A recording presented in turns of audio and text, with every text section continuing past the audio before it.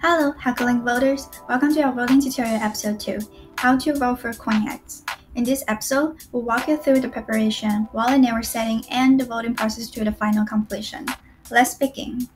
Here's the has-to-do list for your preparation. First, you want to keep in mind of the voting period. Late voting will not be considered valid nor making any impact on the results.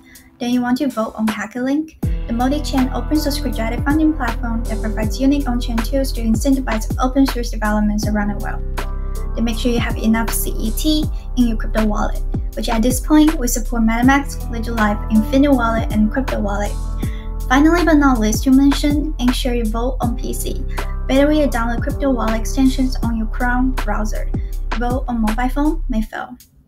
Now, jumping to the core part. You may wonder how to switch to the CSC mainnet on MetaMask. Here's what you're going to do.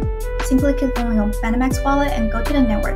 Select Custom RPC. Simply copy and paste input the provided information into the respective column. This information is provided in the CoinEx voting guide article and link will be attached below in bio. Once you have completed these sessions, you are now ready to vote. Now I'm going to show you how to vote for CoinEx. First, you want to click on green scroll down and click Ongoing. You want to click and enter CoinEx Hackathon.